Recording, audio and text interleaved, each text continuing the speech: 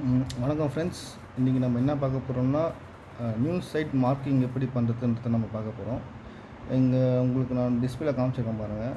அது நான் உங்களுக்கு என்னென்னா, இதுதான் வந்து பார்த்திங்கன்னா, இதுதான் வந்து ரோடு. ஜென்ரலாக நம்ம ஸ்ட்ரீட்டில் ரோடு இருக்குது பார்த்திங்கன்னா, அந்த ரோடுலேருந்து நம்ம எவ்வளோ டிஸ்டன்ஸில் நம்ம லேண்ட் இருக்குதுன்னு பார்த்துட்டு அதுக்கேற்ற மாதிரி நமக்கு ஒரு பேஸ் லைன் நமக்கு தேவைப்படுது. அந்த பேஸ் லைனை நம்ம வந்து அந்த ரோட்லேருந்து 5 feet ஆர் உங்கள் பிளானுக்கு என்ன இதுவோ அந்த என்ன எவ்வளோ டிஸ்டன்ஸ் இருக்கோ அதுக்கேற்ற மாதிரி நம்ம டிஸ்டன்ஸை விட்டு நமக்கு ஒரு பேஸ் லைனை க்ரியேட் பண்ணிக்கோங்க. அங்கே க்ரியேட் பண்ணிவிட்டு அங்கேருந்து ஒரு நமக்கு ஃபஸ்ட்டு காலம் நமக்கு என்ன நம்ம எங்கே ஃபிக்ஸ் பண்ணுறது நம்மளே ஃபிக்ஸ் பண்ணிக்கிட்டோம். அதுலேருந்து ஒரு லைன், ஜென்ரல் லைன், ஒரு ஸ்ட்ரெயிட் லைன், பேஸ் லைனை க்ரியேட் பண்ணிக்க. அதிலேருந்து 4 feet, இங்கேருந்து ஒரு 4 feet மார்க் பண்ணிவிட்டு அங்கே 4 feet மார்க் பண்ணி அதில் ஒரு ராட் அடிச்சிடுங்க.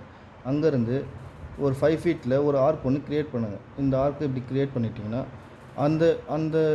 அங்கேருந்து எடுத்துகிட்டு இங்கேருந்து ஒரு 3 feet ஒரு மார்க் பண்ணுங்கள். அங்கே ஒரு ஜென்ரலாக ஒரு பாயிண்ட் ஒன்று இன்டர்செக்ட் ஆகும். அந்த இன்டர்செக்டில் ஒரு லைனை வந்து எக்ஸ்டெண்ட் பண்ணுங்கள்.